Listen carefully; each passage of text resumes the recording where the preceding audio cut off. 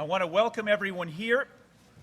As all of you in this audience know, no Stanford event can begin without two ceremonial announcements, one of which is to ask you to extinguish your cell phones, and the other of which is to ask you to familiarize yourself with the nearest exits, two of which are down in the front, opposite Amory and I, the others in the back. All of this in case Amory succeeds in igniting his podium and requires an orderly evacuation. In the likely event that neither of those things occurs, let me tell you a little bit about Amory Lovins. I'm Ralph Cavanna.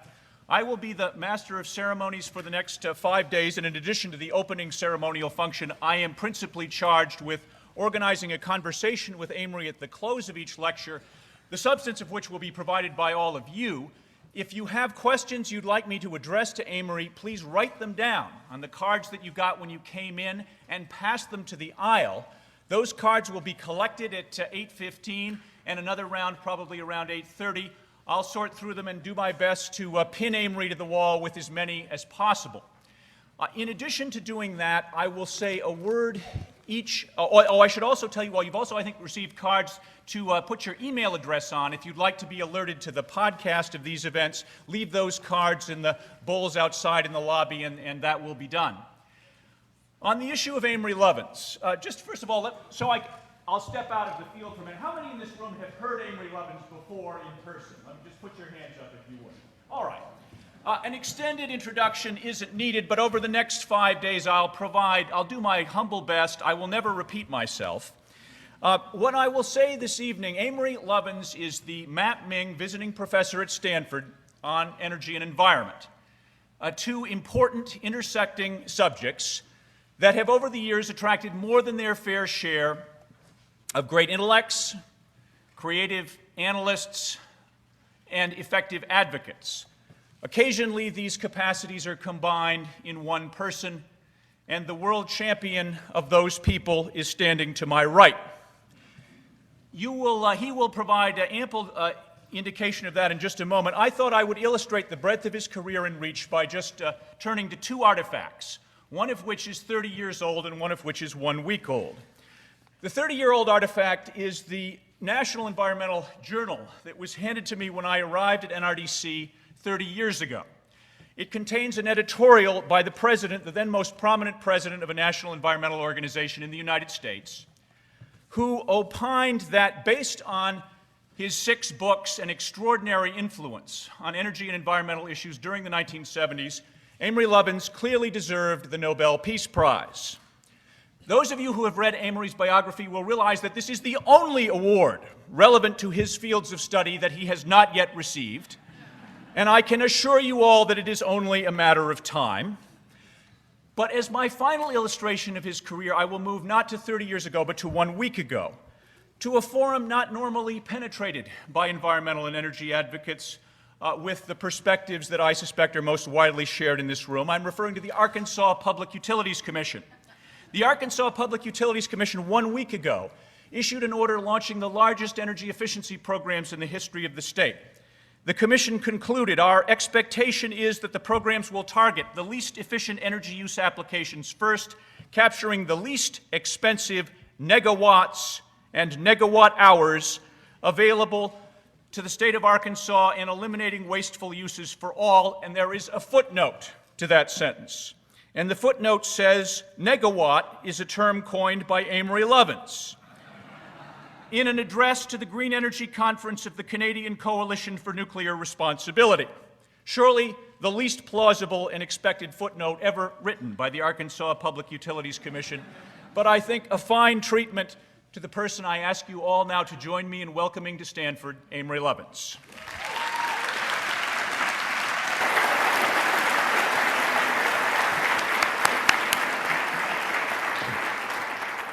Well, thank you, Ralph. I suppose someday I should tell the Commission that actually the term negawatt was coined by an unsung and anonymous typist of the Colorado PUC staff who meant to type megawatt and hit the N instead of the M. And I liked the typo so much that I spread it around and it got all over the industry. Thank you. I will have the pleasure of addressing 5 topics this week. Buildings tonight, then industry on Tuesday, transportation Wednesday, implementation Thursday, and implications Friday. And together I will try in these 5 lectures to give a rather high baud rate and diverse, but I hope compelling picture of what can be done with advanced energy efficiency to save most of the energy we use much cheaper than buying it even from existing plants. By energy efficiency, I could mean a lot. I could be referring to the conversions of energy from fuel in the ground or ambient energy flows that are captured into more useful primary forms, into even more useful and expensive secondary forms, and then into useful services and ultimately, we hope, human happiness and satisfaction. There's that whole chain of conversions, but I'm only going to focus on one area, end-use efficiency, which gives more service like hot showers and cold beer per unit of delivered energy consumed in the end-use device, such as the water heater and piping and shower head system, or the refrigerator that cools the beer. Obviously, a lot more can be done in the rest of the energy system too, but as you'll see, we have a lot to get through just to talk about end-use efficiency and a little bit around the edges of that in 5 lectures. Now, energy intensity, the energy used at primary level per dollar of real GDP, has gone down so dramatically by about half since 1975, mainly through technical improvements, that it now provides over twice the service to the United States that oil does. It's the fastest growing, in effect, source of energy, and generally it's the biggest, cheapest, safest, fastest way to meet our needs for energy services. It is also the most invisible, ignored, misunderstood, and neglected one. And perhaps by the end of these 5 lectures, you'll all understand why that is so and what to do about it. Buildings are the dominant user of our energy. In fact, over 2/3 of our electricity goes to buildings, not counting the running of industrial processes, and over 1/3 of our natural gas and 2/5 of all our energy goes to buildings. And nearly 2/5 of our fossil fuel CO2 is caused by combustion of fossil fuels in buildings or in power plants that are running buildings. In some countries it's much higher, 60% in Britain, for example. And once you put up buildings, they're there for a long time, typically half to 1 century, the slowest turnover of any big capital stock. So it's very important to build them right, and we haven't been doing that. Structures, most of them buildings, not all, are also 85% of the fixed capital assets in this country. And everybody knows about buildings, but in the past century, as design got to be stovepiped and slice and dice and routinized, we forgot how to design buildings optimally, and we're just now rediscovering it. Buildings are also a useful way to start these lectures because they're the simplest and most familiar way to illustrate how, through integrative design, we can make very large savings of energy cost less than small or no savings. That is, how to get expanding rather than diminishing returns to investments in our energy productivity. I want to rearrange your mental furniture a little, so I'll start with Edwin Land, a mentor I had many years ago, a famous inventor, who said people who seem to have had a new idea have often just stopped having an old idea. And in that spirit, many of you have probably seen this problem that's been in books on creative thinking for the last 30-odd years. And the problem is usually stated as, find the solution that will connect these 9 dots with just 4 lines without lifting your pen from the paper. So you're supposed to think, let's see, 1, 2, 3, 4, oops, 5, that doesn't work. We are only allowed 4 lines. Let's try a diagonal. 1, 2, oh, that isn't going to work. I'm never going to get to the other ones in 2 more lines. So of course what you're supposed to do is think outside the box, which is where that phrase comes from. Well, the great engineer Paul McCready says that someone who teaches this came in one day rather irked because one of his students had just said she figured out how to do it in 3 lines. And I couldn't figure this out. I mean, 4 was barely enough. That was hard. How could you do it in 3? I mean, if you have 9 dots arranged like this and you have 3 lines, they'll be parallel. They'll never meet. So you'd have to lift your pen to the paper. Oh, wait a minute. These are not mathematical dots with almost 0 diameter. They're really rather plump dots. So actually, we don't have to go through the middle of them. And if your paper is wide enough, you can always do the Z for Zorro trick. But then seeing this, the students started to feel rather liberated, and they started to come up with one-line solutions. There are a lot of those. I'll just give you some examples. If you study the Japanese art of paper folding, you find the origami solution is to fold the paper until the points all to come together in one line. Or if you're a geographer, you might use a very long line. Or if you're a mechanical engineer, a tool-using critter, you can simply get out a tool called a scissors. I didn't say you couldn't cut out the dots, right? Or if you're a statistician, you might crumple up the paper and say, if I keep stabbing this over and over again with a pencil, eventually I will go through all 9 dots at the same instant. And the one I liked best came from a 9-year-old girl who said, you didn't say it had to be a skinny line, so I used a really fat line. So we find that the original design assignment was misstated as find the solution with 4 lines, and this tyranny of the word the, as if there were only one way to do it, put us back in the box and kept us from being properly creative in coming up with more elegantly frugal solutions. So in that spirit, let me take you to some buildings. Small buildings, that makes it harder because they have a bigger surface to volume ratio. And let's start with my own house, which is at 2,200 meters up in the Rocky Mountains, where the lowest temperatures I've observed are minus 44 C, minus 47 F. You can get frost any day of the year. We've had it on the 4th of July. You can get 39 days of continuous midwinter cloud. And yet if you come into this central atrium out of the snowstorm, there you are in the passive solar banana farm, where so far we've harvested 28 banana crops. And then you realize this building doesn't have a heating system. There's no furnace, because I didn't need one, and it was cheaper up front not to put one in, because it turned out that I could pay less for super insulation and super windows and air-to-air heat exchangers that got rid of the furnace than I would have paid just to install the furnace, let alone to run it. So the house got cheaper that way, and then I reinvested the saved $1,100 of construction cost plus another $6,000. That's altogether about $16 a square meter, to save 99% of the water heating energy as well, and 90% of the household electricity, which if I bought it from the utility instead of making it with solar would cost $5 a month for 372 square meters. And all of those savings, and also saving half the water, paid for themselves in 10 months with 1983 technology. Now we can do a lot better.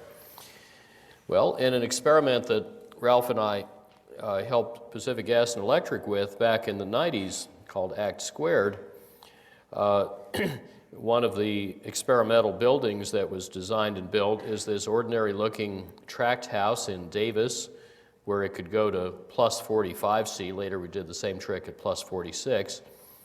And this has the obligatory stupid dark roof, and yet it's comfortable without an air conditioner at those high temperatures. And the original design was set up to save 4/5 of the energy allowed by what was then the strictest code in the country, or it was about 10 times more efficient than an average US house. And yet, if built in quantity, it would be cheaper to build and cheaper to maintain than a regular house because it didn't have any heating or cooling equipment to have to mess with. Or in steamy Bangkok, one of the toughest climates on the planet, our friend Professor Bunyatakarn built this 350 square meter house 13 years ago that is comfortable with only 1/10 the normal air conditioning energy and didn't cost any extra to build. So in these 3 houses spanning the range of the Earth's climates pretty much, there's a common story, namely these houses were optimized as a whole system for multiple benefits, rather than just optimizing a piece of them like the insulation or the windows for single benefits. And through this integrative design, getting multiple benefits from single expenditures, it was possible to eliminate or nearly eliminate, in the Bangkok case, the space conditioning equipment and the energy to run it at the same or lower capital cost with the same or better comfort. Now, this may seem incredible, like growing bananas in the Rockies to say, economists, but that's just because they're steeped in the old design mentality of diminishing returns, that the more energy you save, the more and more rapidly or steeply the cost of the next unit of savings goes up until it gets too expensive and you have to stop. However, although that's true of, say, the insulation in my house, that's just how insulation works, if you add enough insulation, there's another part of the curve. You get to the point where you no longer need the furnace, ducts, fans, pipes, pumps, wires, controls, fuel supply arrangements. So their entire capital cost goes away, and that's more than you paid to get rid of them. So the house gets cheaper to build, but now you're saving 99% of the space heating energy. And why should we get there the long way around when we can tunnel through the cost barrier directly to that design destination by asking, is there a sensible way to build this house without needing heating and cooling equipment? Well, it turns out, yes, there is. There usually is. And there are two ways to tunnel through the cost barrier, at least. The more common way is just to do the whole system design I described, getting multiple benefits from single expenditures. So in the house cases I just referred to, there's a saving of energy and there's a saving of capital, two benefits, not one. But there are, as I'll describe later, 10 benefits from super windows, 18 from very efficient motors, 18 from lighting ballasts, and so on. And you can do this sort of thing throughout the design. The arch that holds up the middle of my house has 12 different functions or benefits, but I only pay for it once. I'll tell you later what those are. In fact, here we are. It holds up the greenhouse glazing.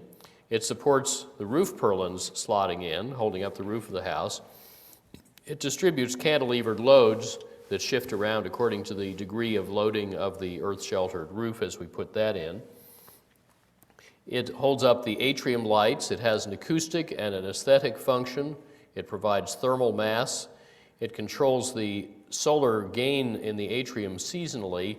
That is, low-angle winter light can skim in under the arch to the back of the house. High-angle summer sun, which would overheat the back if I let it do that because there isn't a high vent back there, is confined by the geometry of the arch within the forward part of the atrium where the hot air rises up and we can run it out a vent.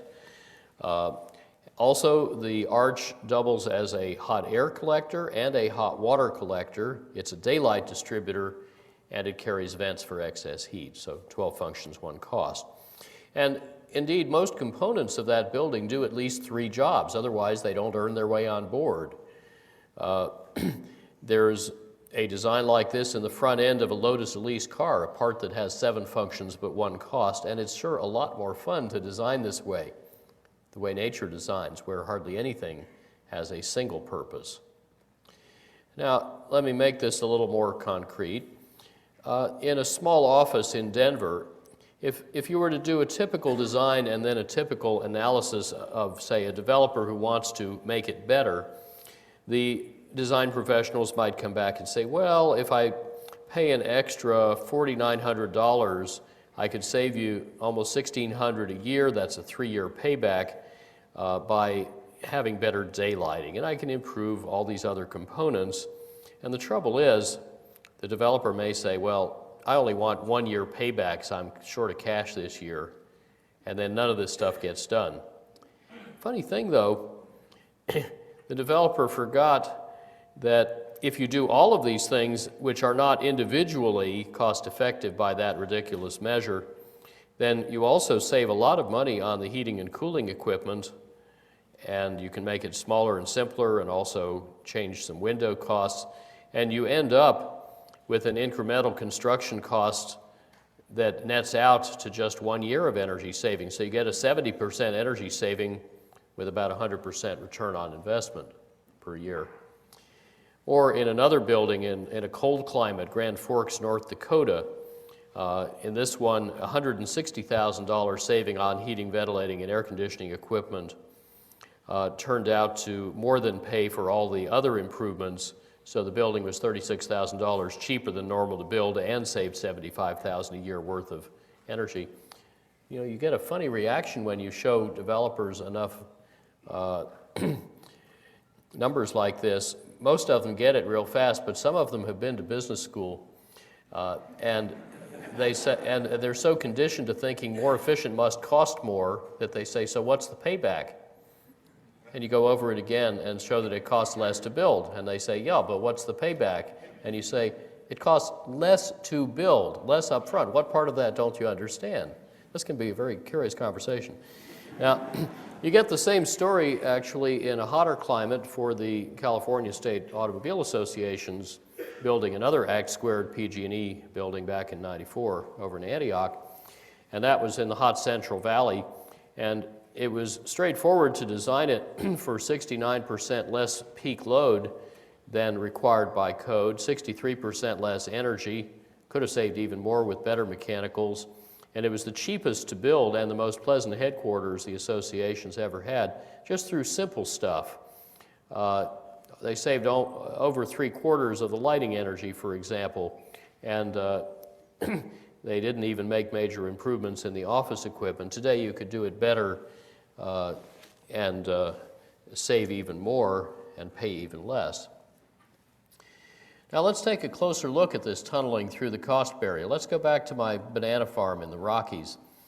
How do you save 99% of the space heating energy? Well, you have super windows that insulate like initially 5 odd and then 8 and in the more recent versions 12 sheets of glass, or even more if you want, 19 or more. And you super insulate. In Burmese units, it's about an R40 wall, R80 roof. You have 6 air-to-air heat exchangers to bring in copious fresh air, but recover most of the outgoing heat and use it to preheat the incoming cold air.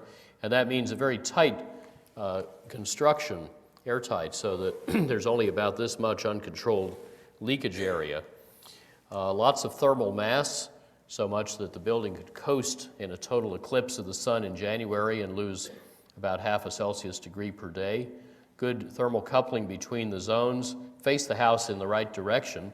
Faces actually due south, and I expect since we built it for the archaeologists, they'll probably conclude it was a temple to some primitive solar cult, which I guess it is. Good passive design. So you save $1,100 on the heating system, $1,983. And then, oh, I'm sorry, it was actually an extra $7,100 of investment. So the net extra investment was $6,000 for those savings. And that turned out to be the 10-month payback. Bear in mind, in case you're dividing into floor space, that the construction costs in our area are twice the national average, but the house came in exactly at median cost for custom construction in our area. And if I were doing this today, I could actually triple the efficiency of the remaining electricity uses. So instead of $5 a month, I'd be using $2 a month worth of electricity, and the house would be cheaper than normal to build because the technologies have gotten so much better and cheaper. Let's try the Davis house. That was the second one in my set of 3 houses. Now, since the California Energy Code by law is supposed to include all the savings that are cost-effective from a societal perspective, it shouldn't have been possible to improve on a code-compliant house. But the original design for this house was able to find another 82% saving. They started off with Davis Energy Group doing a better floor plan, eliminating 7 meters of perimeter jaggies so as to make the space more usable but have less heat losing and gaining perimeter, and put the windows in the right place, used thermally broken window frames, and they came up with a novel wall made of engineered wood products that would save about 3/4 of the wood, cost less, be much stronger as proven by a side-by-side racking test, and nearly double the insulation all at the same time. And those measures together saved 1/6 of the energy, half of it through the improved floor plan. at negative cost. The house cost less to build so far. Then we ate up that saved construction cost plus some more, making further 20 design improvements that raised the design saving to about 60%. But the cost went up about $1,900, even though we got rid of $2,000 odd worth of furnace ducts and equipment. Most of these improvements were conventional. The only somewhat surprising or unconventional one was to dump refrigerator waste heat into domestic hot water, which means you get some water heating for free. The refrigerator becomes more efficient because it's water-cooled instead of air-cooled, and the heat you take out of the food goes into water that goes down the drain and out of the house. So the refrigerator has just turned from a space heating into a space cooling device as seen by the house. Many of the savings were just careful shopping, like 80% savings on kitchen and bathroom exhaust fans at the same capital cost with less noise, just by improving on the 1 to 3% efficient ones that are normally specified. And instead of putting in any kind of a heating system, the designers led by Dick Bourne just put in a radiant slab coil that could be heated from the 94% efficient gas-fired water heater if required. But at this point, the designers had reached the limit of cost effectiveness. That is, any other saving they tried to put in wouldn't save enough electricity to pay for itself. But they still had a third of the original 3-ton air conditioner left. And they said, gee, if there's a way to save its capital cost and associated ductwork and so on, that could pay for other stuff. So they set up a potential cooling elimination package, and into that basket, they put what turned out to be 7 additional improvements, like better super windows, more on that in a minute, double drywall in the middle of the house to help it ride through heat peaks, ceramic floor tile for the same purpose, more thermal mass, $2,600 worth of stuff, and that eliminated, with a big safety margin, the last $1,500 worth of air conditioners capacity, the last $800 worth of present valued maintenance. So these things all earned their way on board, and they raised the space cooling savings to 100%, although there was still 8% of fan use left. Now we could improve that a bit. So you understand how the saving worked there in both a cold and a hot climate. And this means that capital cost is very similar with the integrated design. It's about 1% less than you started with. Operating cost is about 80% less than you started with, if all other things are equal. That should not be a difficult decision. And this choice, you notice, does not depend on your discount rate. It does not depend on the price of energy. It just depends on understanding what you can do with imaginative design. The same logic applies to, let's say, a New York City apartment. There's a registered architect in New York, Chris Benedict, and she designs new apartments that save about 85% of the normal energy use there for heat and hot water, and they don't cost extra to build. She does airtight construction because air leaks cause about half the normal heating and a lot of the cooling load in the city. She does innovative ventilation, and she has working thermostats properly calibrated in every room because, you know, the inside and outside and the front and back of the building and so on all have different things going on with heat gain and loss, and you need to adjust each for comfort rather than heating or cooling the whole building to make the least favorable room in the building, this is a 22-unit apartment, get to the temperature you want.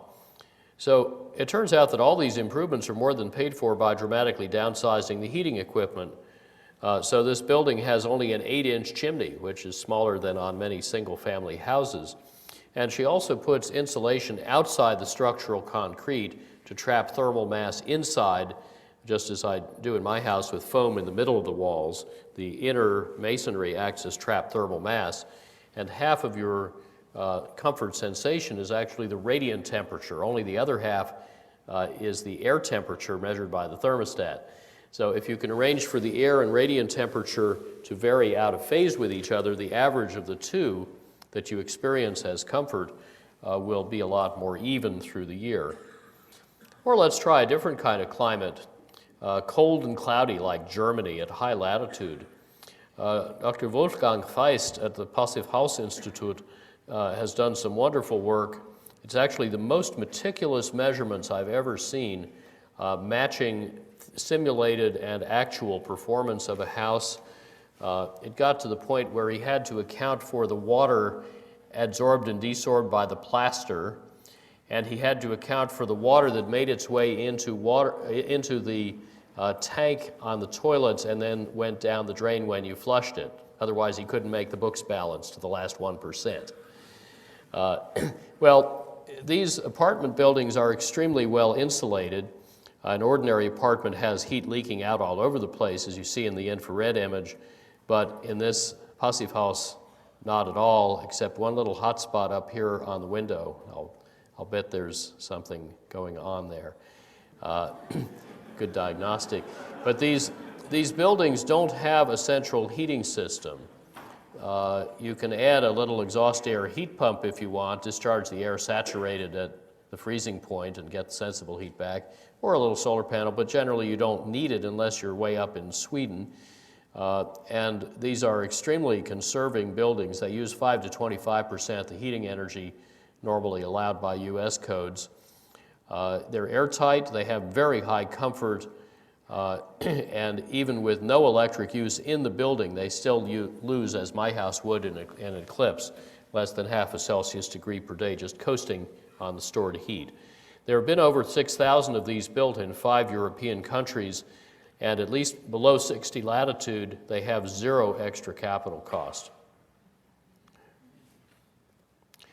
So the examples I've given so far show two benefits: saved energy cost, saved capital cost. But of course, you can do even better if you get more benefits. Then you can buy more efficiency and you have more benefits with which to pay for it, whether at the level of the whole building or the building systems or the components of those systems. And therefore, the more detail you understand about the performance at every level of the building design, the more value you can create for the whole building. And let me illustrate that in two ways: super windows and dimming electronic ballasts for fluorescent lamps. Let's start with super windows. The original form of those was to have a suspended 50 micron film made in Palo Alto by Southwall. It comes in rolls roughly 6 feet wide by a mile long. And sputtered onto this film is a multi-layer fancy set of coatings that let light through but reflect infrared, and it comes in many flavors for different climates. And then you can fill the space around it with a heavy gas like argon that insulates a third better than air, or krypton that insulates twice as well as air. And you can also put a spectrally selective so-called low E or low emissivity coating as refined by Lawrence Berkeley labs say, onto the inner surfaces of the glass itself. Now, if you want, you can stack up multiple films, or you can even coat the films on both sides, so then you could have 6 spectrally selective coatings. That's the kind of thing you might do in, say, Antarctica. But obviously, there's a benefit of windows like this that are extraordinarily well insulating, like, well, in the case on the right, over 12 sheets of glass. And if you put on double coated films, even better than that. And with xenon, you could probably get it up to about 19 sheets of glass worth, but it looks like 2 would cost less than 3. And the obvious benefit is that you have 4 to 7 or more times the insulating value of double glazing, and that's the only benefit most people count. You're going to save heating energy. But also, you can save cooling energy, and these windows can be designed to be essentially perfect in letting in light without heat. And then you save the fan and pump energy, which are both proportional to the cube of the air or water flow you're moving, to deliver the heating and cooling to the space. You get better radiant comfort because in the winter, say, the adjacent window will reflect your body heat back at you, and in the summer it will block the incoming infrared that otherwise makes you feel like you want to be turned on a spit and basted occasionally. You can downsize or eliminate your space conditioning equipment. You can avoid construction costs associated with that. For example, you can avoid ducts and the raised ceilings or whatever needed to accommodate them and the space they take up and the structure you have to hold up in the air. You don't need perimeter zone heating. Those are the little heaters under the windows to help the heat get back outside faster. And they're designed to combat cold air that slithers off the window and laps around your ankles. Well, that doesn't happen anymore if the window stays warm, and it works fine in, say, Calgary or Stockholm. You get about 20 times less infrared of the kind, ultraviolet rather, of the kind that fades finishes and furnishings, so they last longer. The heavy gas fill is very good at blocking noise. You get less or even no condensation to rot out the sash.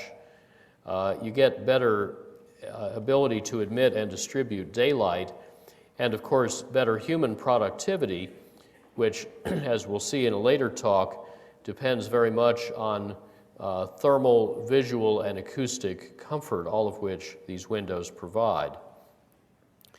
You can also tune the glazings to each elevation, each different side of the building, by using the 9 flavors of suspended film, different types and tints of glass, different spacings, different fill gases and mixtures. It's a little like gears on a mountain bike. A lot of the combinations are redundant. They're the same as others. But if you're good at combining these elements in the right way, you end up with a building that looks the same to your eye on all sides, but has different infrared properties on each side, so you independently control the flow of light and the flow of heat to eliminate mechanicals and simplify controls and improve comfort. Let's try a little more complicated example. The ballast is the little elongated box that starts and operates a fluorescent or other discharge lamp. And when Lawrence Berkeley National Lab and others, and Stanford EE graduate Steve Stevens, developed electronic ballasts, it was obvious that they would lose a lot less energy than the old magnetic ballasts, which were like a transformer. So you could save upwards of 4 watts per ballast, and you could make the lamps put out more light per watt at high frequency, maybe 40 kilohertz.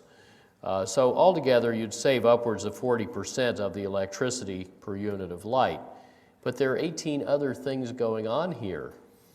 For example, a cool ballast can have circuitry in the same box without overheating to control 4 to 6 lamps, not just 2. So you can reduce both capital and installation costs.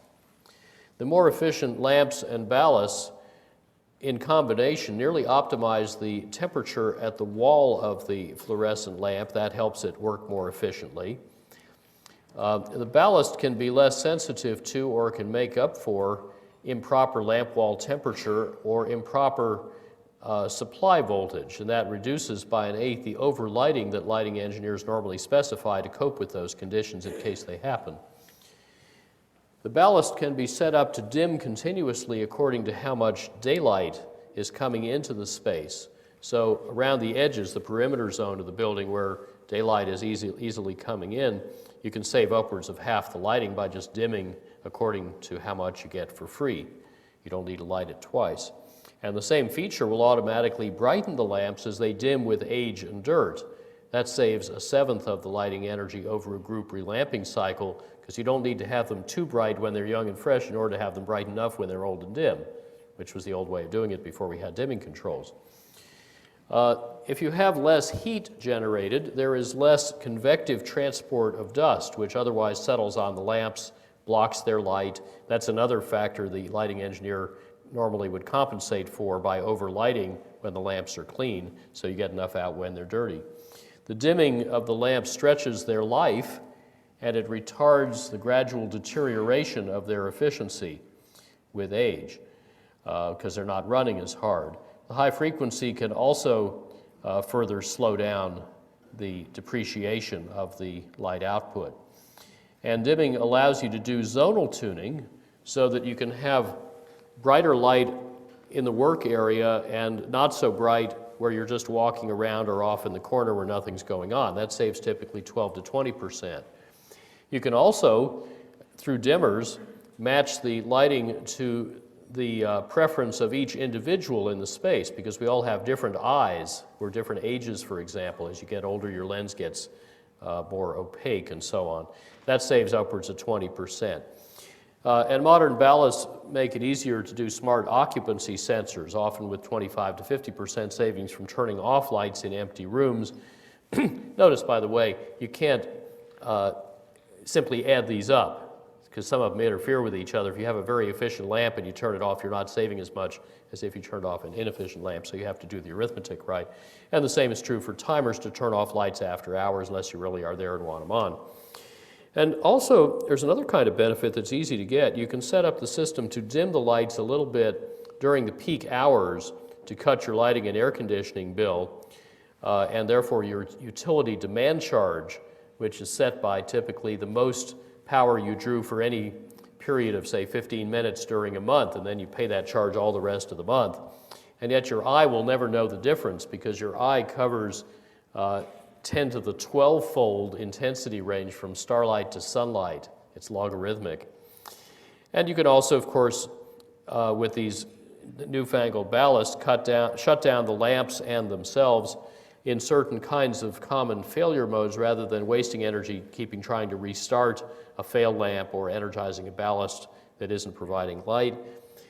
And you're greatly reducing visual fatigue and lost visual performance, also known as labor productivity, from the flicker and hum that make the iris in your eye try to keep up with the flicker in a magnetic ballast, and that's enormously fatiguing.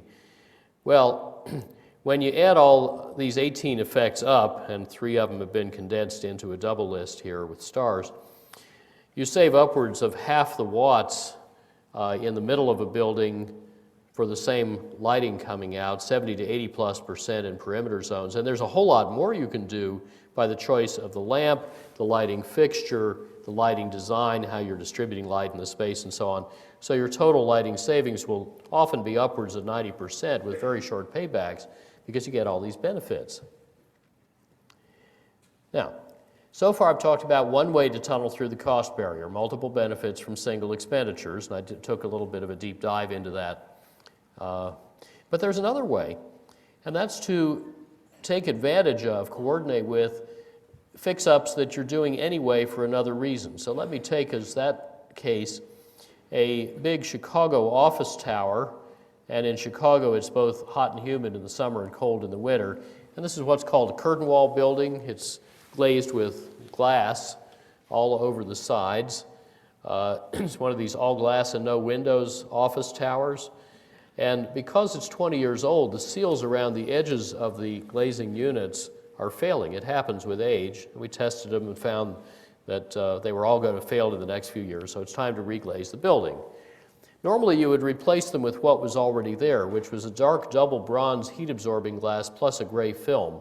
It was so gloomy, like a cave, only 9% of the visible light could come in. But we found there was a super window we could spec that would let in nearly 6 times as much visible light, a tenth less unwanted heat, 3 odd times less heat loss and gain, 4 or so times less flow of noise across the glass, and all these advantages would make the glass cost more by about $8 per square meter of glass. But then we could combine that with deep daylighting. There are techniques now from Lawrence Berkeley Lab and elsewhere that can bounce daylight all the way through a deep floor plate without glare. And we could also put in very efficient, well-controlled lights, efficient office equipment, and by putting all these things together, the cooling load would go down by at least 4-fold on the hottest hour of the year. Well, that means you need 4 times less air conditioning capacity. And it's time to renovate that 20-year-old mechanical system anyway, and you need to do something about the CFCs anyway. But it turns out if you made the new system 4 times smaller, you could also make it nearly 4 times more efficient. And any extra cost of the efficiency would be more than paid for by making it smaller. So the total cost of the new mechanicals would be $200,000 less than renovating the big old system. That's enough to pay the extra cost of the super windows, the lighting retrofit, and everything else. So you'd end up, if you did this, saving 3/4 of the energy and the peak load with much better comfort at a slightly lower cost than the regular renovation that saves nothing, or slightly more cost with a 9-month payback if you took advantage of the opportunity to retrofit from an obsolete to a modern curtain wall mounting system, but that's not an energy improvement. Oh, by the way, they didn't do it. Not because they didn't believe the numbers, not because the owner was dumb. The owner was the biggest fiduciary owner of commercial property in the country, and they understood why this was valuable. But it turns out, unknown to them and to us as consultants, this particular property was controlled by a leasing broker incentivized on deal flow and short of cash. And every time that broker leased up a floor, a commission would come in, and the broker didn't want to delay commissions a few months by delaying the rolling of the leases in order to do the retrofit, so the retrofit never happened. By the time we found out, it was too late. But then it turned out the building was so costly and disagreeable to be in, nobody wanted it, so they had to flog it off to a bottom feeder at a distressed price. It's okay, I'll work with their competitors across the street. They'll get the idea in due course. But this is a nice example of the perverse incentives throughout the commercial real estate value chain, any one of which can be a showstopper, as it was in this case, but each of which is also a business opportunity. Now, a little more about the flow of fluids in a building. Buildings have lots of fans moving air around, and basically how much energy it takes to move the air depends on how much flow you want and how much friction the air has to work its way through, divided by the efficiencies of the fan and the motor. And normally, people just look at the fan and motor efficiency, and yeah, you can do a lot with those. But the bigger opportunities are in reducing the flow and reducing the pressure drop. For example, how about ventilating according to how much carbon dioxide is in the air? So if there's nobody in the building exhaling, you don't need much ventilation. There's no metabolism going on. The building doesn't need fresh air, only people do. Or if there are a lot of people thinking very hard in a big auditorium, they'll be exhaling more, and then you crank up the variable speed drive, variable frequency drive here on the fans. And you can base your air change rates on actual health goals. You can use displacement ventilation, more about that in a minute. And you can reduce pressure drop enormously by properly designing how you distribute the air, the layout and sizing of the ducts, the characteristics of the coil, and the geometry works out. If you go from, say, a 50 up to a 60 centimeter diameter duct, you're saving about 60% of the fan power. Or if you have less flow through the same duct, you're effectively oversizing the duct and getting the reduced friction as a free bonus. Now, if you combine all 4 kinds of savings, then the fan becomes enormously smaller. What does the fan do? It doesn't just move the air, it heats the air. Every bit of fan energy goes into heating the air. So if you're recirculating the air, returning it back into the cooling circuit, that's an extra load on the chiller. So if you don't do so much of that, you can have a smaller chiller. Now, an even better solution than good ducts is no ducts, and that means often going to what's called displacement ventilation, which many modern buildings use. It's cheaper and it improves indoor air quality, because the way we normally distribute air in big buildings is to blow down cleaner or relatively clean air from the ceiling and mix it with the dirty air that surrounds you, so you breathe the partly clean, partly dirty, therefore partly dirty mixture. And this is the notion that the solution to pollution is dilution. So this turbulent induction method of distributing air leaves you in dirty air all the time. Another way to do it is to take clean air and drizzle it up from floor level, so it's always rising past your nose, you're always breathing clean air, and actually the heat plume rising off your body or off of equipment helps drive that natural circulation of clean air, and the dirty air goes out the top, and then ideally you don't see it again, you don't bring it back in. Now this becomes important if you're trying to control infection. We know what sneezes do. So our colleague Malcolm Lewis has done a nice simulation of what happens in a conventional office with normal turbulent induction, mixing the dirty and clean air together.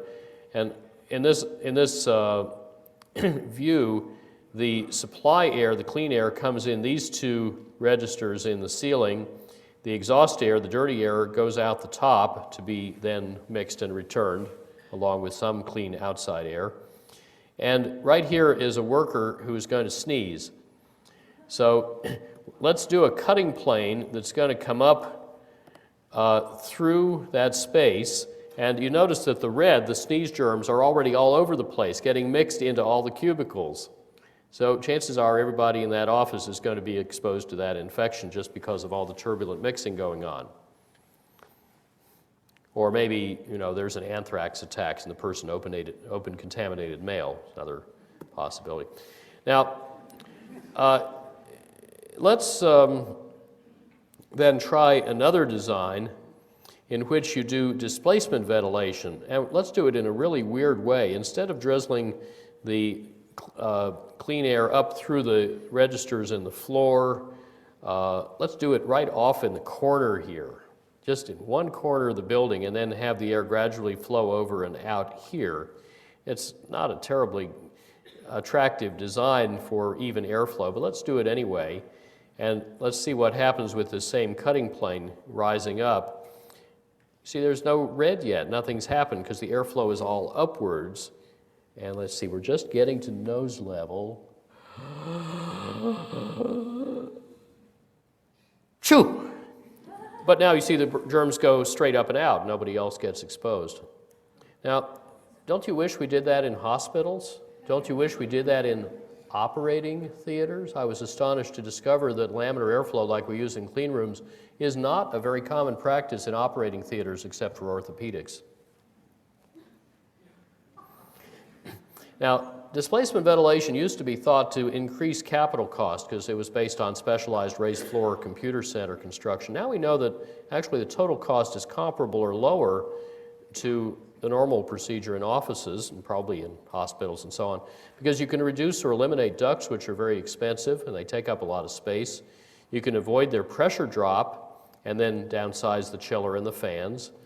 You don't need the air to be as cold. You can save on the order of 5 Celsius degrees of cooling, and the amount of power you need for the chiller is directly proportional to how much cooling it does. You can actually reduce the floor-to-floor distance, the height of each story of the building, and still have higher ceilings because the underfloor plenum that distributes the air doesn't have to be as high as a drop ceiling to contain ducts to do the same thing. You can eliminate fan noise. You can get wonderful individual control of airflow. And if there's some reason you don't want to bring up air through the floor diffusers, you can emit it at baseboard level around the edges instead. So you can actually have better health and better air quality and better control with less airflow because the air is so much more effectively distributed and kept clean. Now, let's try a few actual buildings. Here's a very interesting one that got the platinum rating, of which there are only a few dozen in the world, from the Leadership in Energy and Environmental Design, the LEED standard of the U.S. Green Building Council. It's a voluntary standard. And this is an 11-story building where they were able, in this interesting sort of Art Deco style, to have completely open floor plates with no pillars by using very long span deep steel beams that didn't weigh too much and didn't compound their own mass too much because a bunch of holes were punched through them, perforated beams, and then you could run stuff like ducts or wires, pipes through those holes rather than having to go around the beams. They saved 2/3 of the lighting electricity without special day lighting, half on the other non-office equipment loads. 80% of the water was saved, partly through an innovative neighborhood scale rainwater capture system. They figure they got an extra $1.5 million asset value and a 35% annual return on investment. They got LEED Platinum at no discernible extra cost. I believe they paid $75,000 for the documentation and figured it'll be $25,000 next time. And because of the lower operating costs, this property supports rents comparable to those that earned on buildings 20 or 30 years older, so it's much more competitive. And the turnover costs go down by about $100 per square meter and year. And the next project, they expect to have even more dramatic savings from where they've started. I just had a note yesterday from the developer, a remarkable man named Gary Christensen. We don't talk of pushing the envelope. That's the last century. Our motto is stuffing the envelope, striving for nothing. And then he says, when we get to nothing, we'll strive to do even less. We like to think of ourselves as the ultimate slackers.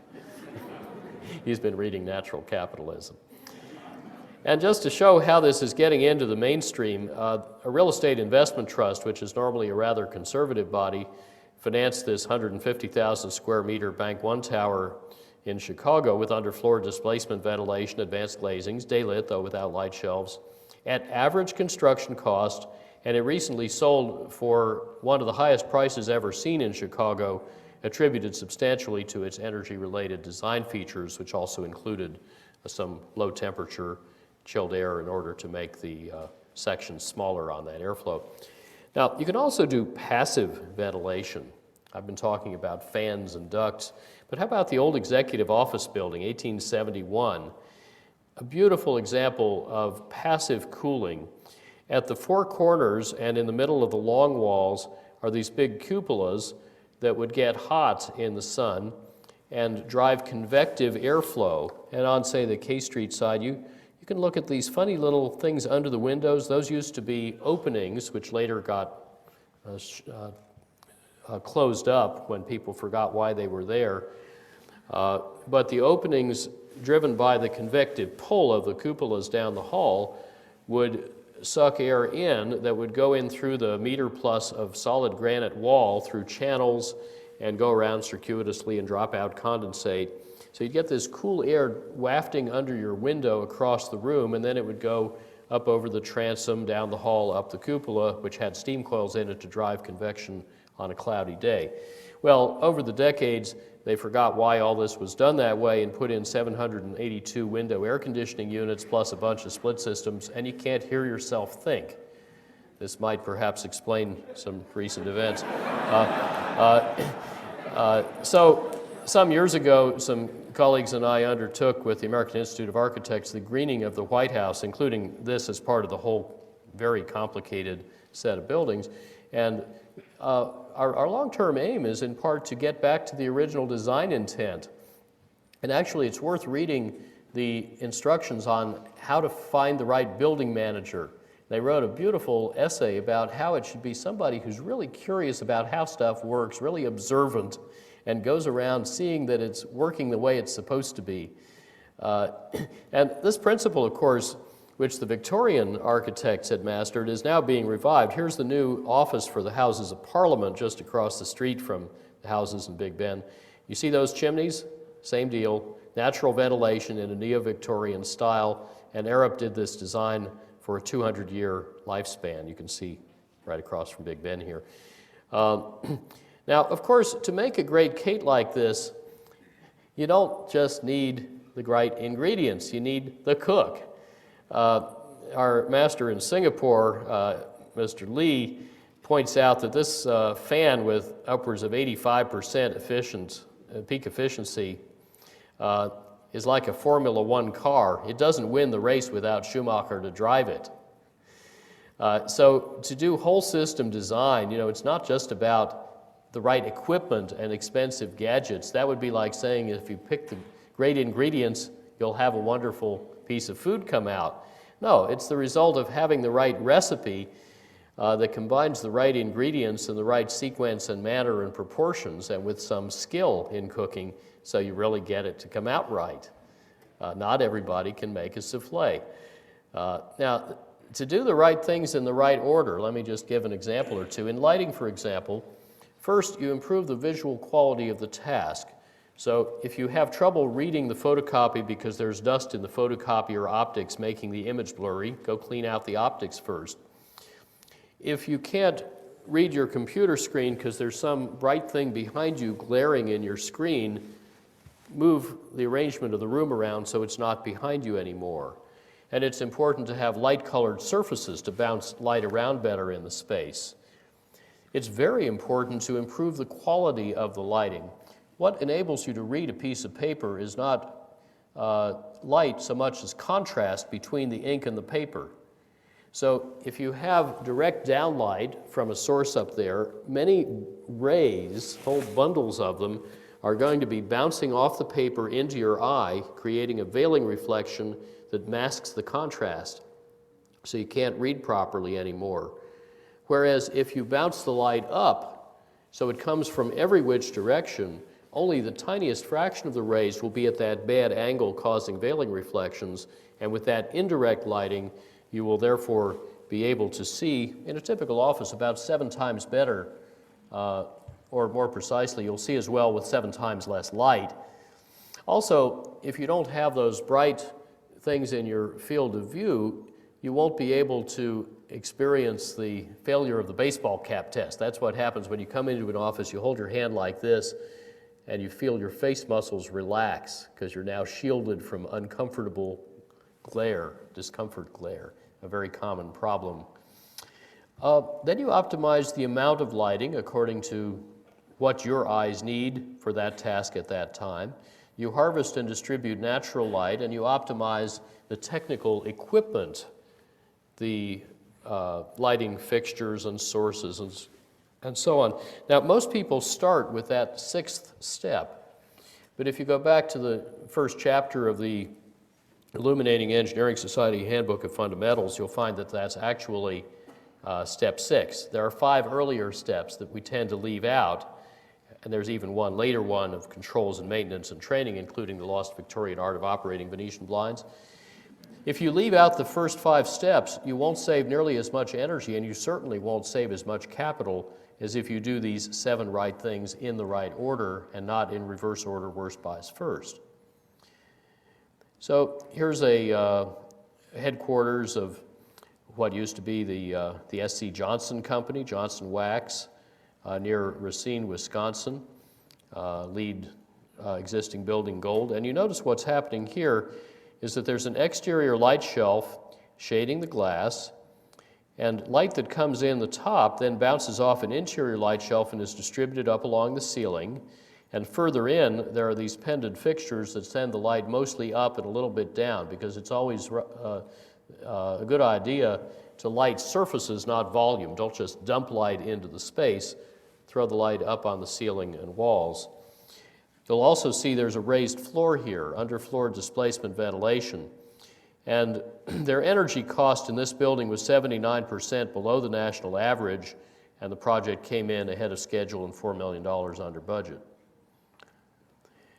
Let's try a simple example of daylighting. This is a retrofit project on a primary school in Curitiba, Brazil, where you can see the roof overhang isn't quite deep enough to shade the window. So over here we put on an exterior light shelf to do that shading and prevent glare. Now let's go inside and let's look at these 2 classrooms side by side, both with the lights off. So in the classroom with no shade, this hot glare spot over here makes your iris shut down and make the rest of the room look really dark. There's too much luminance ratio across this space, and you can't see a darn thing unless you turn on the lights. Whereas in the other classroom, there's also this interior light shelf, bouncing light evenly back across the ceiling, nicely distributed. And in that building, moderate luminance ratios make it attractive. You can see fine without the lights on, and you save 3/4 of the electricity, so that class can afford to buy books. And also we have good evidence now that students learn 20-odd% faster in well-daylit classrooms. So if you start thinking about the multiplier from education to prosperity and democracy and development, these 2 little white-painted bits of wood or plastic have a lot of leverage for a better world. Work of my colleague Greg Franta. Or similarly, the Iolani School in Oahu, Hawaii, you can see the wonderful quality of light here from the interior and exterior light shelves. Same story, just flooded with glare-free natural light.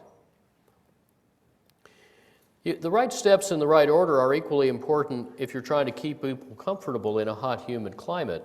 The first thing to realize is that buildings have no central nervous system. Let's cool the people. You know, you can ask a friend in Japan, why do you not heat your house? And she'll probably say, oh, why should I? Is the house cold? Good question. So actually a modern Japanese window or wall-mounted air conditioner will actually have a sensor array that looks around the room, figures out where you are, and blows a beam of cold air right at you, because they consider it, I think wisely, to be wasteful to cool the whole space rather than just the part you're in.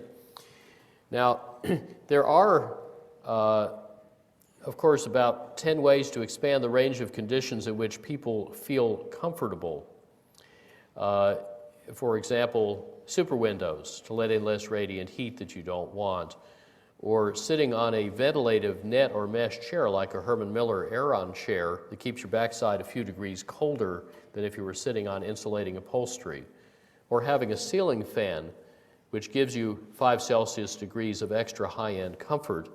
ASHRAE gives you credit for about half of that because they assume laminar flow, but it's actually turbulent flow, as their own measurement showed. You can minimize unwanted gains of heat into the space, whether through badly insulated walls, dark colors on the outside that shouldn't be there, inefficient lights and office equipment, and so on. Then you can do passive cooling. There are a lot of ways to do that: ventilative, radiative, groundwater coupling, ground coupling, ice ponds. You can do active non-refrigerative cooling, not a compressor-driven system, but evaporative, or desiccant or absorption that can take humidity out of the air, or combinations of them that can give you upwards of 100 units of cooling per unit of electricity in. We did about a quarter of that well with a system in California years ago in an ACT squared experiment, even with a reciprocating compressor involved, although a very efficient one. I was in a building last night on this campus, the Carnegie Institute for Global Ecology, where you get upwards of 50 units of cooling per unit of electricity in, and that could be significantly improved in the next go-round. Now, if you do have refrigerative cooling, you can make that about 3 times more efficient than normal, even in Singapore, and you can still do cool storage and controls if there's anything left to store and control. But again, the story is, if you do the right things first, you never get to step 5, which is the way almost everybody cools buildings. And you save a lot of capital costs getting rid of that expensive equipment, let alone all the electricity it uses. And you'll end up saving 90 to 100% of your cooling energy, better comfort, cost less, better uptime. So a good ambition for essentially any climate is to get rid of refrigerative cooling. And in hot, dry climates, that's quite easy to do. For example, using the night sky system that was in the building I was in last night. That's a way of trickling or spraying water on the roof so that it cools radiatively, and the cool water comes down and is stored in a tank for use next day. If you do it on a big flat roof with a kind of pond with insulation floating on it, you could integrate that with passive lighting, with skylights, because then the skylights don't leak, which is a big problem with some skylights, because the seals are always underwater. They're like aquarium seals. Those don't leak. It's being exposed to ultraviolet and, other insults that lets unprotected skylight seals start leaking. And you can also, of course, put photovoltaics on the insulation. Now, here's a nice example of the same thing that's also in that building I was in last night. It's called a Persian draft tower. And the idea is pretty simple. You have a wet medium or a little water mister up here at the top of the tower that evaporates water into the air. The cold air sinks down like this animation. And in fact, it was so comfortable, here's a deer that got in thinking, hey, that's really cool. So this building saved quite a lot of energy, but it cost 30% less to build because it didn't need that mechanical equipment. And here's the one I was just mentioning last night that's here on campus. And of course, it has many other features like an efficient building shell, daylighting, high occupant satisfaction. Normal capital cost, about a fifth normal energy use, even though safety rules somehow require the ventilation to run at a high rate, even if you can be quite certain there's nobody in the building because it's all empty, locked, and dark. This usage does not count the server farm. Next logical thing to do there is to improve the server farm. They've taken some care with it already, but there's even more left to do. More on that tomorrow evening. Or here's the Natural Energy Lab of Hawaii in Kailua, Kona. This is a small visitor center that produces twice the energy that it uses. They use deep seawater, since the shore drops off very steeply, for space cooling. They take the condensate out of that and irrigate with it. And the solar chimney drives passive ventilation with no fans. They save 73% of the indoor and 100% of the outdoor water use from normal design. This sort of thing isn't rocket science. Davis Energy Group pointed out 3 years ago that air conditioning can be eliminated in nearly half of California's climate zones, made a lot smaller in others.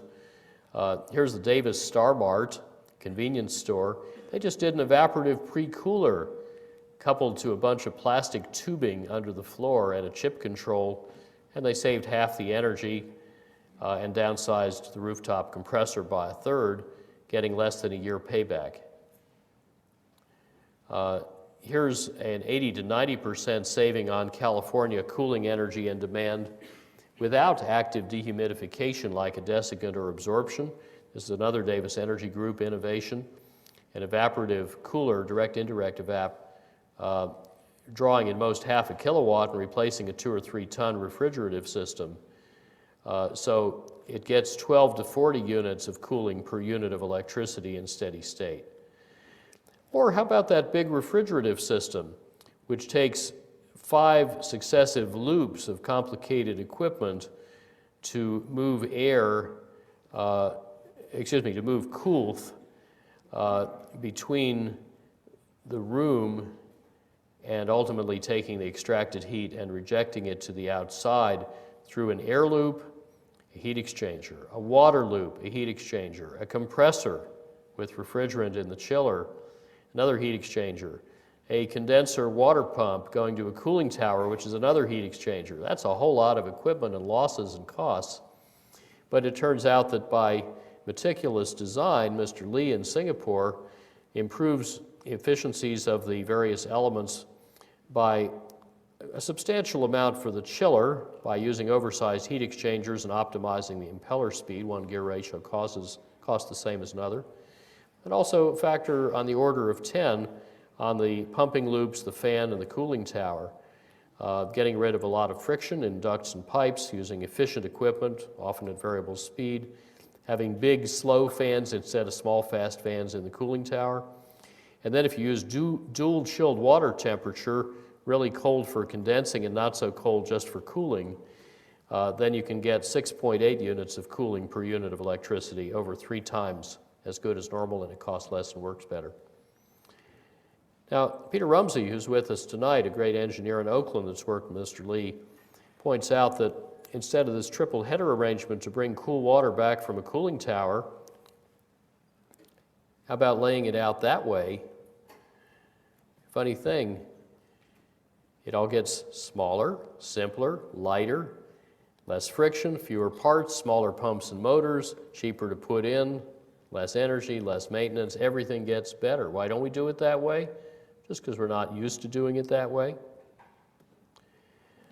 And another trick Mr. Lee taught us, it's actually also from his friend and mine, Sam Luxton in Adelaide, corrects a mistake Willis Carrier made in 1921 about how coils work. He misinterpreted his lab data to be telling him that the airflow through the coil is turbulent. This came out of Sam Luxton's wind tunnel. That doesn't look very turbulent, does it? And Mr. Carrier thought that the condensation on the fins was as a film, but you see it's actually in droplets. So if you blow the air slowly enough not to smear out and blow away those droplets, they give you lots of extended surface area. So you get 29% better dehumidification per unit of sensible cooling. How do you do that? Well, take the normal deep coil with lots of closely spaced fins, turn it around sideways, and blow the air through it slowly, move the coolant through it quickly. It takes a lot less energy to move coolant than to move air. So by running at less than a meter per second, it all works better. The airside pressure drop goes down by about 95%. So the chiller and the fan all get lower, and the whole thing costs less and gives you complete comfort over the whole turndown range, which is not true in normal coils. You can apply this kind of thinking to even the ubiquitous, terrible rooftop chillers. Actually, even this should be improved. You see what's wrong with this picture? There's a belt drive that's inefficient, and it puts the motor in the way of the airflow. We should use an axial fan with no belt, and we can put evaporative and desiccant modules up front here to do most of the work, especially in dehumidification. And of course, all this other stuff gets more efficient, and let's even paint it all a light color so it doesn't sit in the sun getting hot when we're trying to cool the air that goes through it. Now, if you put all these pieces together, as in a design that we led for the developer Jerry Hines and the great San Francisco architect Art Gensler, and you tightly integrate everything I've been talking about, including optimal structural bays and getting the colors of the building right to reject unwanted solar heat, then compared to normal good practice like California code, you can save about half the energy if you cannot, or 3/4 more if you can, influence the tenant loads like lighting, plug load, terminal air. You can squeeze an extra story into the 75-foot low-rise height limit because you've reduced the floor-to-floor height, and yet the ceilings get higher for better daylight distribution and more spacious feeling. You can imagine if you get an extra story in to the same height, that does wonders for your pro formas.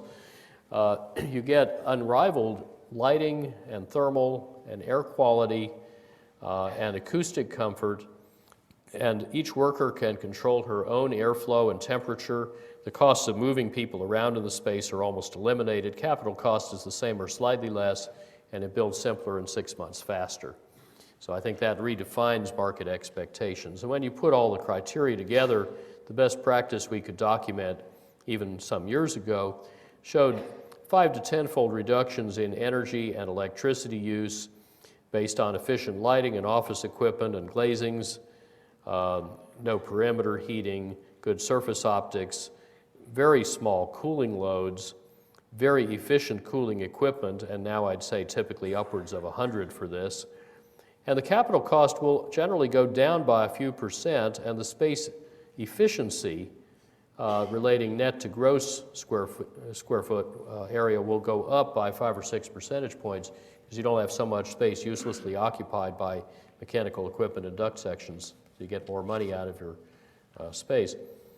Now, of course, it works even better if instead of trying to block out the climate, you adapt to the climate by using biomimetic techniques, for example, from our teacher Janine Benyus.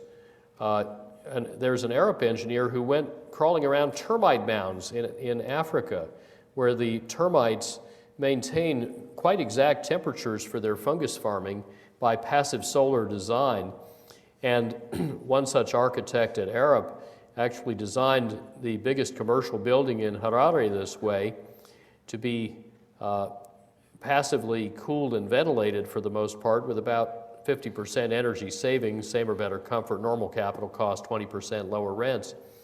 And that's an example actually of how millennia of vernacular architecture inspired by nature has provided comfort in very hot and cold and humid climates all over the world, benignly, cheaply, and there's 3.8 billion years of design experience out there that can reveal ways to get our building services for free. The secret always is the way nature designs things. Everything does lots of jobs. They have co-evolved functions harmoniously combining and regulating themselves. You can read about this in the Buddy and Perlin book, A Golden Thread, 2,500 years of solar architecture and technology, and in Janine Benyus's wonderful book, Biomimicry. You get wider benefits at a bigger scale. For example, if you use light-colored roofs and pavements and a bunch of trees and plantings to bounce solar heat away, that would cool Los Angeles by about 4 Celsius degrees, cut the city's cooling loads by about 1/5, not even counting making the buildings and coolers more efficient, cuts smog formation by about 10%. Remember, chemical reaction rates double with every 10 degrees C. So that would save a lot of ill health and save Los Angeles altogether about $500 million a year. That's just in the one city from reducing the urban heat island. Now, there are global drivers of building green: materials and energy intensity, water intensity, and the fact that we spend most of our time indoors. So as Churchill said, we shape our buildings and then our buildings shape our lives. So shouldn't our buildings make us healthier, happier, higher performing, and make you really happy to go into them and feel good when you're there and sorry when you have to leave? As a friend of Johnson Controls says, be designed for the last day of occupancy, not just the first day. Shouldn't buildings take nothing, waste nothing, do no harm, produce more energy and clean water and beauty and maybe food and right pedagogy than they use, and cost less to build and run, but be really flexible? Because as Stuart Brand says, every building is a forecast, every forecast is wrong. So designed for flexibility. We used to design zoos this way. We used to design offices that way. Here's how we now design zoos. They're naturalistic habitats adapted to the needs of the organism. Here's how we design offices. Which of these has adapted to the needs of the organism and which hasn't? The ING Bank, formerly NMB Bank in Amsterdam, using funny kind of anthroposophic architecture, which sort of means no right angles, harvests rainwater, active and passive solar, operable windows, high light shelf, and passive cooling, over 90% energy savings, 3-month payback, much higher productivity and lower absenteeism. People can't stand to go home. They hold social events there. They hang around till all hours, mesmerized by the trickling of the water running down the handrails. Three-piece suited bankers dabbling in the handrails. And this gets us to the last revolution in building frontiers so far: biophilia, the hypothesis of E.O. Wilson, the Harvard biologist, Steve Kellert, the Yale architect, that people have an inherent need to affiliate with life, so you should embrace life in the design and bring living things into the building. And there's strong evidence now that people are happier, healthier, more productive if you do that, including we're finding faster healing in biophilically designed healthcare facilities. So why is my passive solar banana farm so pleasant to be in? Natural light, which we evolved in. Curves, if we were supposed to live in boxes, we'd have corners. Waterfall, tuned to alpha rhythm to be soothing, not irritating. No mechanical noise, because there are no mechanicals. Good indoor air quality. High radiant temperature, low air temperature, high humidity. That's healthier than hot, dry air. Moderately varying climate conditions. We didn't grow up in static conditions. The sight and smell and oxygen and ions and maybe taste of the plants. Grab a tomato as you swing by. Ever-changing jungle scenery, interesting wildlife, very low electromagnetic fields, maybe other stuff we don't know about yet, but that's a pretty good start. Do certified green buildings cost more? Well, not exactly. We have a lot of data on this now from diverse LEED buildings. The first 33 looked at in California averaged under 2% extra capital costs. 5 of them were zero. Average benefits an order of magnitude greater than that, 25 to 40% returns on investment. And LEED does not guarantee ideal energy performance. It's a great checklist for integrative design, but these buildings weren't yet tunneling through the cost barrier. And there's a more recent and interesting study that interleaves blue buildings which are non-LEED, green which are seeking the lowest level of LEED certification, silver seeking LEED silver, gold seeking LEED gold or platinum, and you see they're all interleaved. Looking at the cost of these various buildings, 45 of them contrasted with 93 comparable non-LEED buildings normalized for time and location. No statistically significant correlation between LEED status and construction cost. I think it's going to turn out as we learn more about this that what does correlate with the cost is simply how experienced your designers are, whether they can do a good building freehand as easily as a bad building. And green schools, it's the same story. 30 of them have been documented so far in 10 states. Capital cost went up under 2%, 0 for 4 of them. Net financial benefits enormously bigger than that, even those that flow just to the school district, and many more to society, including major health gains and gainings in lifetime earnings of the graduates. So opportunities abound for Stanford to lead in green design and construction with all these virtues of working better, building cheaper, lasting longer, and giving a better return at lower risk than even the endowment portfolio, with better human performance and happiness and health.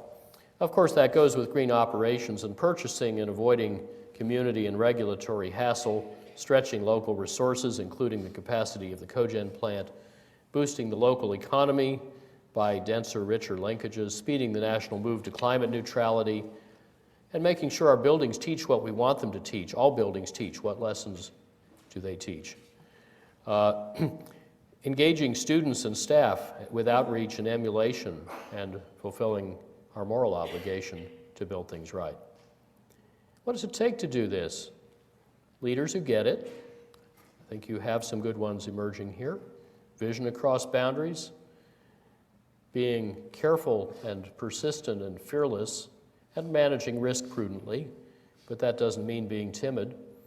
And a strong transdisciplinary design team with the right people, especially the mechanical engineers, in an inclusive process architects call a charrette, very transdisciplinary and integrative, specifying the performance you want of components and systems, measuring to make sure you get what you want, meticulous attention to detail, and preferably rewarding the design professionals for what they save, not what they spend.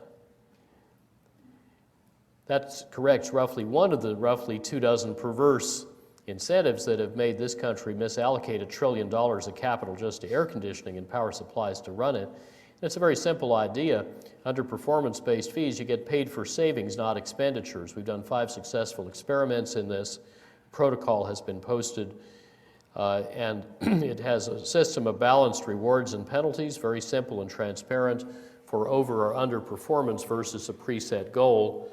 Of course, the best designers like to do this because it distinguishes them in a crowded market. And maybe afterwards, we should keep paying them a little as long as the building keeps getting better, and stop paying them if it starts getting worse, like a Chinese wellness doctor. So the holders of the original design intent are rewarded for making sure we do continuous improvement. There's extraordinary growth in this sort of thing. Nearly 1 million square feet registered for LEED certification. Organizational members went from 10 in 1995 to 7,500 last year. And in places like Seattle, I'm told you can't even get a construction loan easily for a new office that isn't at least LEED Silver because the bankers are worried it won't rent. The secret of this kind of design integration is quite simple. Don't compromise. Some design schools teach that design is all about compromise and trade-off, as if it were a way to negotiate with yourself so you can't get what you want. That may be a good political technique. It's not a good design method, as Jay Baldwin realized when he was being taught this stuff. He was looking out the window watching a pelican catch a fish. He said, wait a minute, that can't be right. This pelican is not a compromise between a seagull and a crow. Nature doesn't compromise. Nature optimizes. This is the best possible pelican. After 90 million years, it's a real good one. So if you need to compromise, it probably means you haven't quite found the right design problem statement yet. It's like our 9 dots we started with. Keep at it, you'll get there. And here are some hints. You only get to simplicity through complexity. Albert Einstein said, I wouldn't give a nickel for the simplicity on this side of complexity, but I'd give my life for the simplicity on the other side of complexity. And then he said, everything should be made as simple as possible, but not simpler. And perfect simplicity, according to Saint-Exupéry, is not when there's nothing left to add, but when there's nothing left to take away. Somebody asked Michelangelo, how did you sculpt David? He said, it's easy, I just chiseled away everything that wasn't David. Gregory Bateson says to seek the pattern that connects. And Mike Corbett says, you know you're on the right track when your solution for one problem accidentally solves several others. But of course, avoiding problems is even better than solving them. And we know in design all the really important mistakes are made on the first day. So this is something we ought to be doing more of. Green design should be tried and measured. We make it better, we learn fast.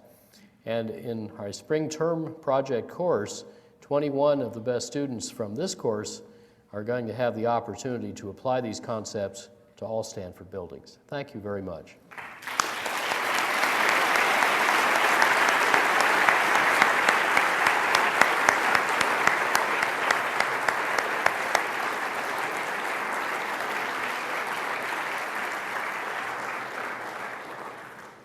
Well, there are a few design constraints that I have to respect, and one of them is the time. We have to keep, this lecturer is going to be doing 16-hour days at Stanford, 5 days in a row, and my instructions are to keep him alive. So I am going to roll over most of the excellent questions I was given until the next 4 lectures, and I'm going to hang on to them. I'm not going to ask Amory how the bananas taste in his building, because he's not a credible source on that anyway. Amory, ask my 36 orangutans. Yeah, well, right. So I'm going to put to you 3 questions just to begin an interchange that will continue through the week.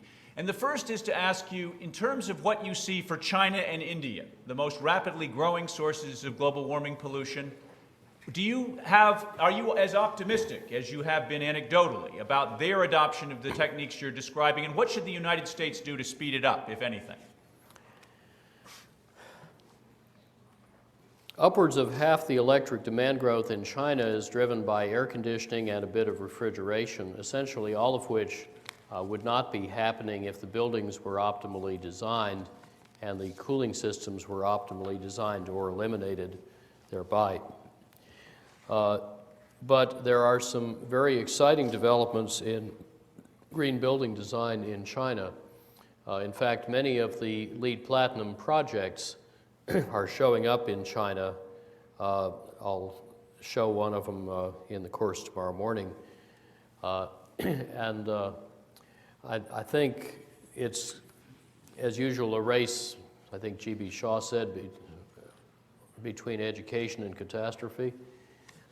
India, I don't know as well, but I'll tell you more when I've been there in October. But I think in both countries there are some outstanding designers who are trying to spread this kind of practice, and the example we set is critical. From the global to the local, Amory, our local school district is about to design and build a new middle school. In this climate, with an open field to the south of the school, could the school be built without mechanical heating and cooling? Sure. It'll work better and cost less. And take a look at schools like North Clackamas High School in Oregon, and the quality of instruction that you can do in a space like that. But then, since not everyone can hire you to solve problems like that, what is happening to improve the general level of training and capacity of architects more collectively, so that problems like that can be solved without constantly phoning you? Well, please don't phone me. Please call my colleague Greg Franta, who has 13 people specifically doing built environment But even they may work. not be able to cover the entire nation. No. And the phone rings off the hook and we don't always get to answer it. So we publish our work, and the many, many hundreds of great professionals leading this field publish much of their work and very generously share it. But I think performance-based fees, demanding clients, and education of the whole market is essential. Remember, there are about 24 parties in the commercial real estate value chain, each with perfectly perverse incentives, each systematically rewarded for inefficiency and penalized for efficiency. More about that on Thursday night. I think a lot of what we need to do starts at colleges, universities, vo-tech schools, where there is a grave shortage of the integrative design and then the implementation skills. I mean, even if a great engineer like Peter Rumsey or Alistair McGregor designs the system right, if the people installing it don't know how to install it properly, that won't happen. So we need to retrain plumbers, sheet metal workers, electricians, as well as architects and engineers. This is going to take a full court press, but when we have the enormous building stock we do to fix up, and all of the new building opportunities on top of that, this is one of the great enterprises of our society, and if we do it right, the benefits will be just astronomical and for a very long time. And Amory, several questioners want you to comment on the energy and environmental costs of producing the more efficient materials that you've described. They're a little nervous about whether the chemicals you're sputtering onto those super windows are safe at the end of the life cycle. Say a word about that. Well, the coatings are a few atoms thick, and the materials involved are things like silver, tin oxide, indium oxide. I wouldn't worry about them. And the amount of energy that they save and the amount of pollution they save is enormously, many, many orders of magnitude greater than what it takes to make them. I mean, just avoiding the mercury coming out of the stacks of the coal plants because you're not wasting so much electricity would, in terms of human health, justify the enterprise richly, even if it has toxic effluent, which I don't think it does. Amory, I'm finally instructed to inform you that the White House Executive Office building, which you showed this audience, originally housed the entire State Department, the entire Department of the Army, and the entire Department of the Navy. We will draw our own conclusions about progress since then. Well, we have worked on the greening of the Pentagon, which is slowly starting to happen. Tomorrow, Amory will address the industrial sector. We invite all of you to return at 7:30 that night and all of the remaining nights of this week. Thank you all. Please join me in thanking Amory.